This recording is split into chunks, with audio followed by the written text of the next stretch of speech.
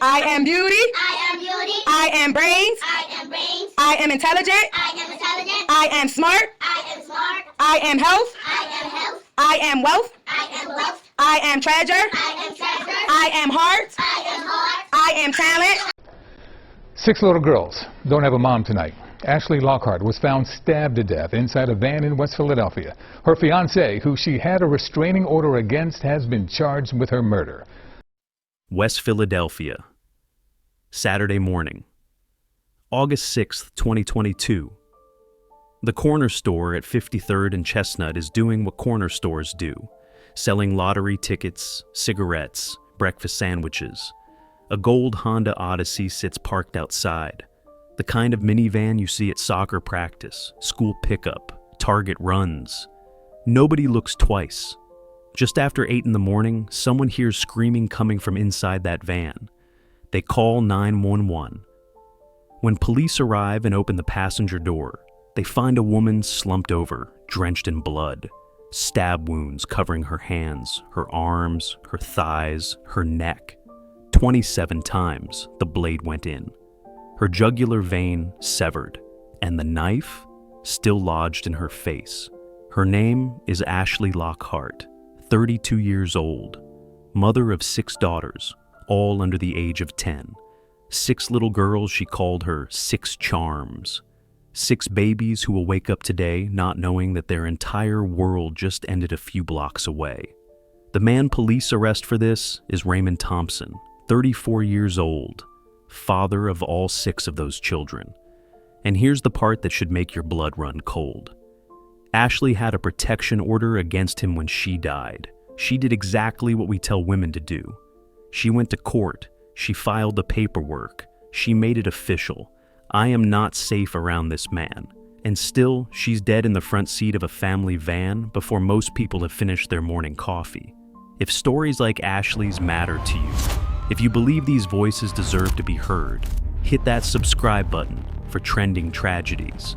We cover the cases that expose the brutal reality of domestic violence, and we post new stories regularly. Your subscription helps us keep telling these important stories. Before the headlines, before the crime scene tape, before her name became another statistic, Ashley Lockhart was just a North Philly woman trying to raise her babies and hold her life together.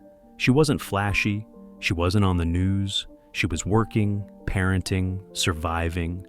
The kind of woman always surrounded by kids, always juggling school drop-offs and daycare pickups and grocery runs and bath time. Her daughters were 10, 8, 6, 5, 4, and 5 months old when she died. Her entire identity revolved around them.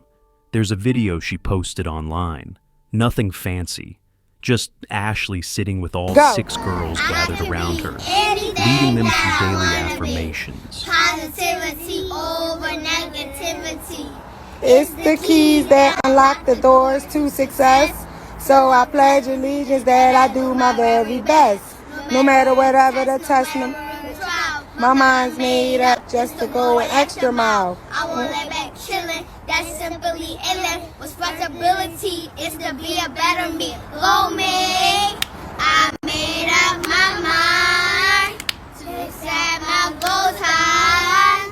And if I believe, I will achieve. I'm gonna be. She wasn't just raising kids, she was programming her daughters to believe they were worthy, that they mattered, that they could be anything. And the cruel irony? She was doing this while trapped in a relationship where she was treated like she didn't matter at all. Ashley met Raymond Thompson in her early 20s. Things moved fast. First baby came, then another, then another. Before she turned 30, she had 6 pregnancies with this man. Do the math, she'd been tied to Raymond since she was barely old enough to rent a car. And Raymond, he wasn't some mystery. His criminal record stretched back to 2005. Aggravated assault, drug charges. In 2018, during a drug-related incident, he jumped onto train tracks to escape police and got charged with risking a catastrophe. That moment Choosing danger over accountability was a preview of who he really was: impulsive, chaotic, reckless with everything, including the people who loved him. But people always ask the same question: why did she have 6 kids with him? As if trauma and love and fear can be plotted on a spreadsheet. As if leaving is as simple as packing a bag and walking out the door. When you're in something like that, it feels familiar. It feels like history. It feels like, this is my family. I have to make it work. Especially when every pregnancy ties you deeper. When every baby becomes another reason to stay. Slowly, quietly, Ashley's world shrank until almost everything in it had Raymond's name on it, including all 6 birth certificates. By November 2020, Ashley started doing what drowning women do when they can't scream out loud. She turned to Facebook, not telling her full business, not naming names, but dropping hints. Warnings disguised as relatable posts. Her first one was painfully clear. To the females with no children, choose your child's father wisely. Everything matters, from the genes to the family support system. She wasn't posting a meme. She was writing her own cautionary tale. And here's the devastating part. By the time she typed those words, she already had 5 of Raymond's children. She was warning other women while lying next to the man she was warning them about. Another post followed. I'm 30 and I have never been to a wedding. Not as a bride, not as a bridesmaid, not even as a guest. 30 years old, 6 pregnancies deep, and still no moment that said, I choose you publicly. No ritual that affirmed the commitment she kept giving and giving and giving. Meanwhile, whispers circulated about Raymond's infidelity, his disrespect, the way he acted single on the outside and only came home when he felt like it. Everyone could see the pattern. Ashley could too. She just didn't know how to escape it. These posts weren't jokes. They were SOS messages disguised as statuses.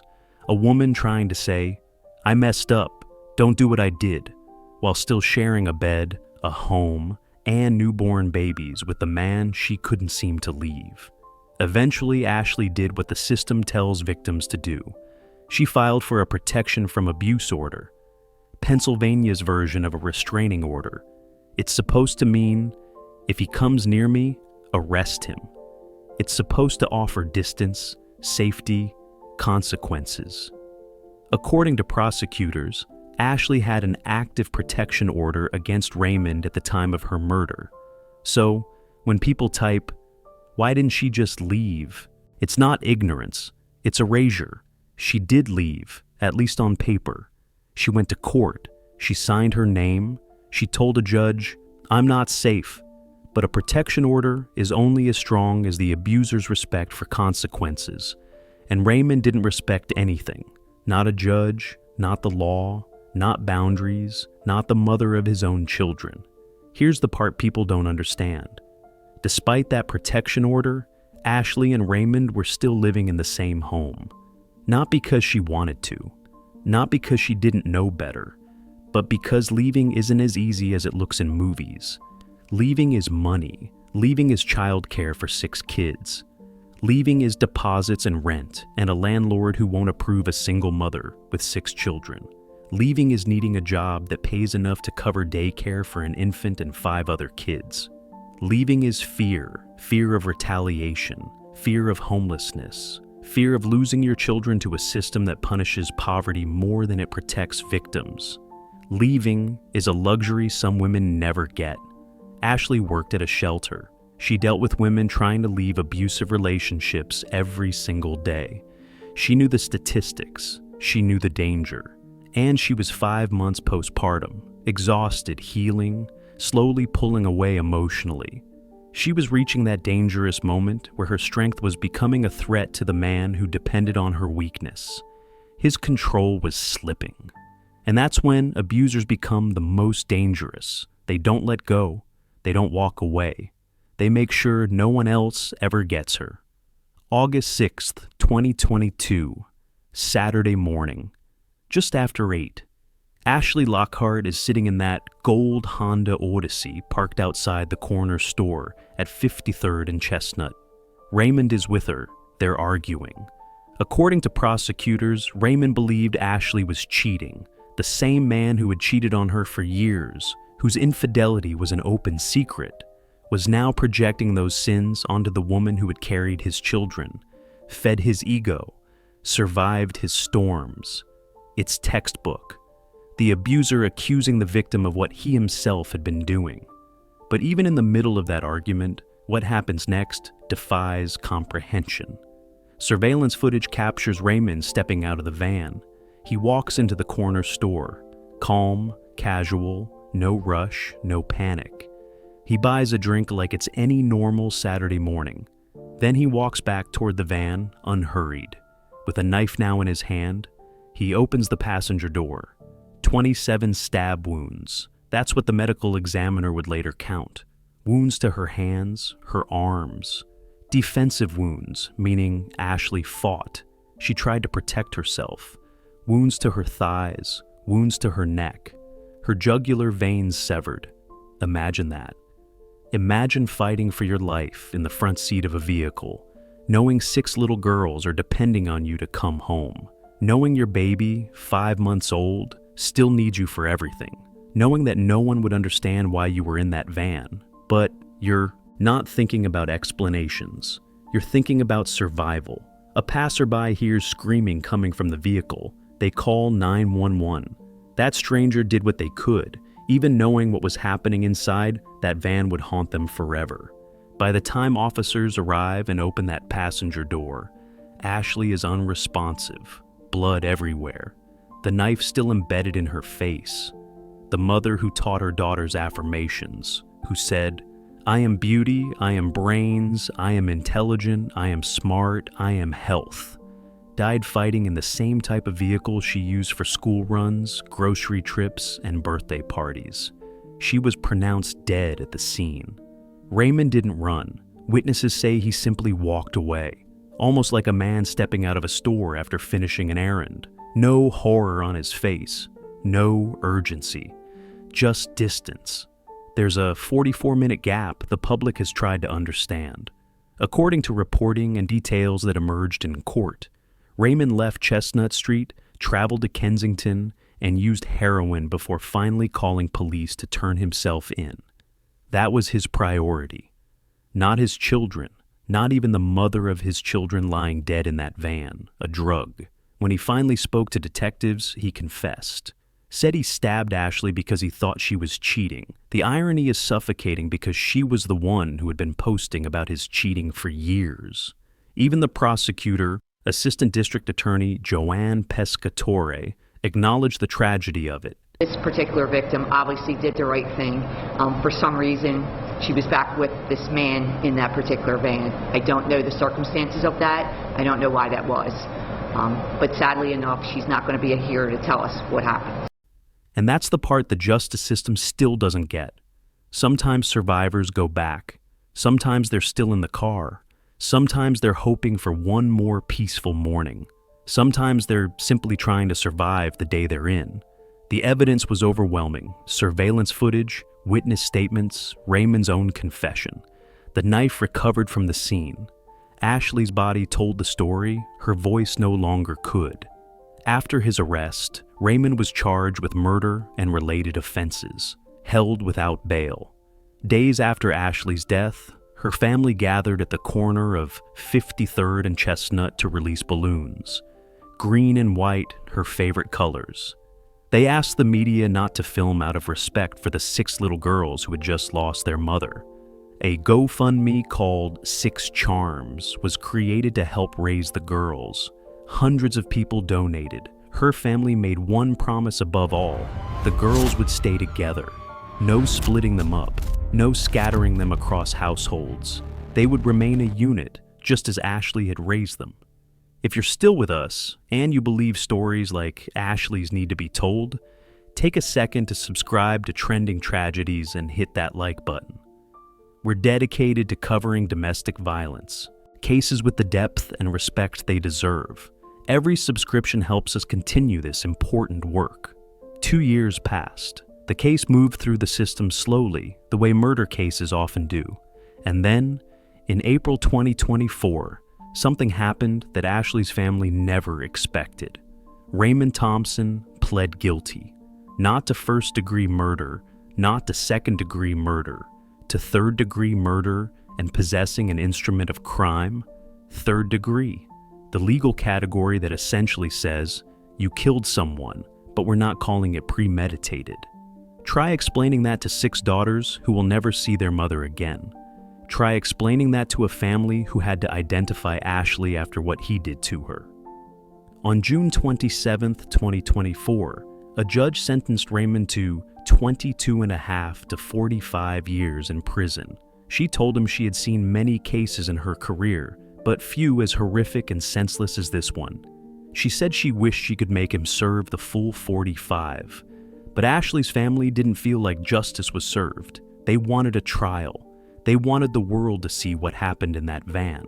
They wanted a jury to hear every detail, every wound, every moment Ashley fought to stay alive for her daughters. Her sister started a petition, writing about who Ashley really was. A mom who worked, who cared for her children, who did everything she could while trapped in circumstances she didn't create.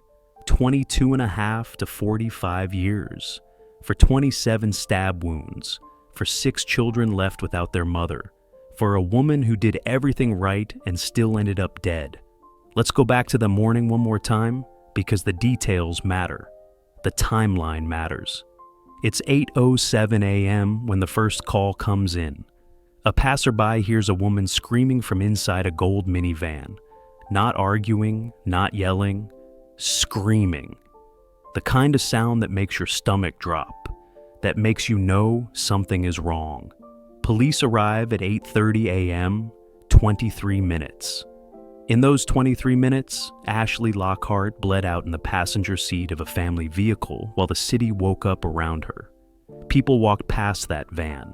Cars drove by. Life continued as normal, just feet away from where a mother was dying. When officers opened that door, they found more than a crime scene. They found a massacre, blood on the seats, blood on the dashboard, blood on the windows. The kind of violence that doesn't happen in a moment of passion.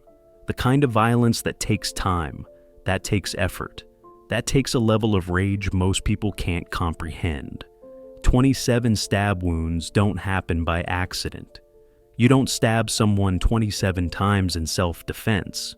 You don't stab someone 27 times because you lost your temper for a second. 27 wounds means you kept going, means you watched her bleed, means you heard her beg and you didn't stop.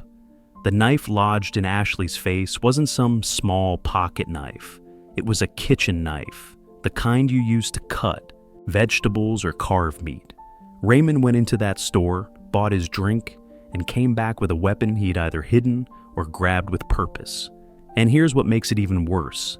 Ashley's 5-month-old baby was with a family member that morning. The older girls were at home, probably still sleeping or watching cartoons. They had no idea that while they were eating cereal or brushing their teeth, their mother was fighting for her life just blocks away. After Raymond walked away from that van, he disappeared for 44 minutes. 44 minutes where police were searching for him, where Ashley's body was still warm in that passenger seat, where her family was getting the call that no one ever wants to receive. He traveled to Kensington, one of Philadelphia's most notorious open-air drug markets. He found heroin. He used it. And then he called police to turn himself in. Think about that choice. You just killed the mother of your 6 children. Your hands are probably still covered in her blood. And your first instinct isn't remorse. It isn't panic. It isn't even running. It's getting high. When Raymond finally turned himself in, he wasn't crying. He wasn't hysterical. According to sources, he was calm, detached.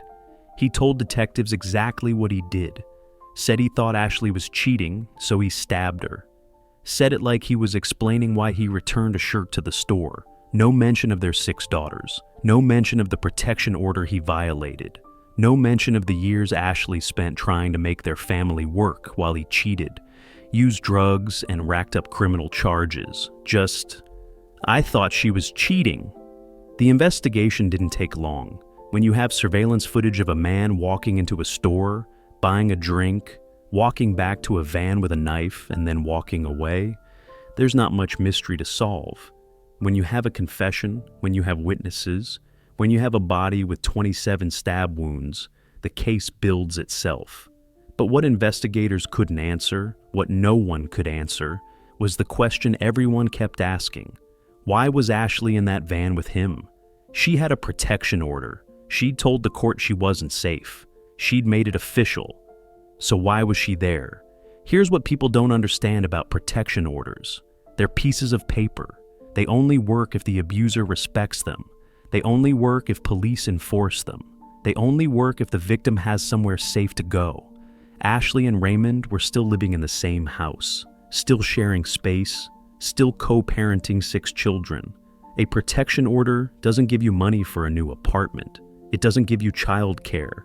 It doesn't make leaving possible when you're broke, exhausted, and responsible for 6 lives. Maybe Ashley got in that van Saturday morning because Raymond said he wanted to talk. Maybe she thought it would be safer in public, outside a store where people could see. Maybe she was trying to keep the peace for her daughters. Maybe she was just tired of fighting and wanted one morning without chaos. We'll never know, because Ashley isn't here to tell us. When Raymond's case finally went to court in 2024, Ashley's family showed up ready for war. They wanted a trial. They wanted a jury to see photos of what he did to her. They wanted the world to know.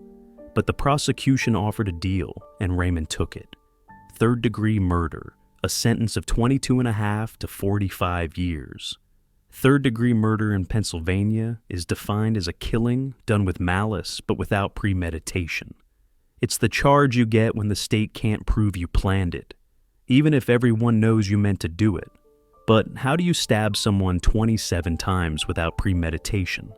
How do you walk into a store, buy a drink, walk back with a knife, and claim it wasn't planned? The answer is, you take a plea deal. You avoid a trial where a jury might give you life without parole. You let the prosecution avoid the time and expense of a trial, and the victim's family gets no closure. At sentencing, the judge didn't hold back. She told Raymond his crime was among the most horrific she'd seen. She told him she wished she could give him the maximum, but her hands were tied by the plea agreement. Ashley's sister read a victim impact statement, talked about the sister she lost, the aunt her own children lost, the mother 6 little girls would grow up without.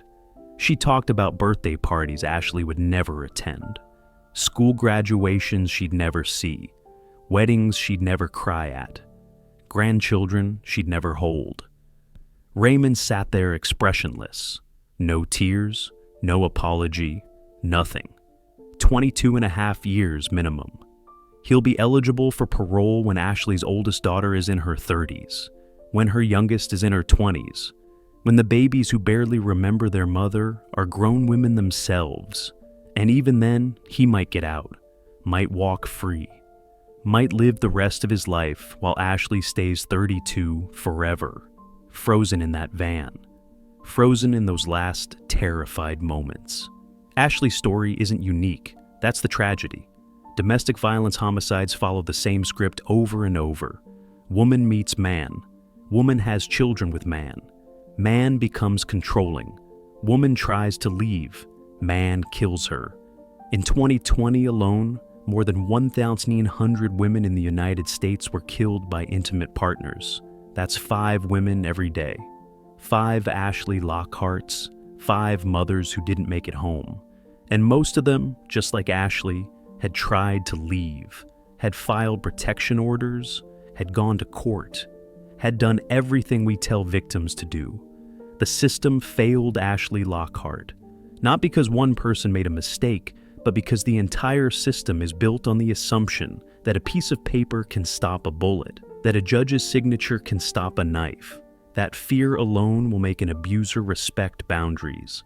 Ashley's 6 daughters are growing up without their mother because we, as a society, have decided that women's safety is less important than men's freedom. that enforcing protection orders is too expensive, that providing housing and resources for victims is too complicated.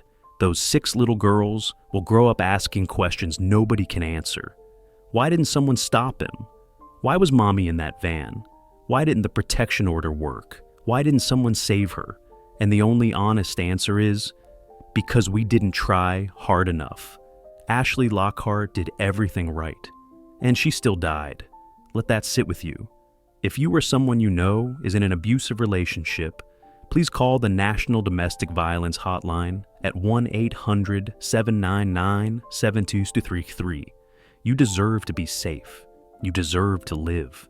Ashley's 6 charms deserve to know their mother didn't die for nothing, that her story mattered, that we're listening now, even though it's too late for her. Rest in peace, Ashley Lockhart. Your daughters will know you love them. Your story will save lives, and your name will not be forgotten. Before you go, please subscribe to Trending Tragedies if you haven't already. Hit that notification bell so you never miss a story.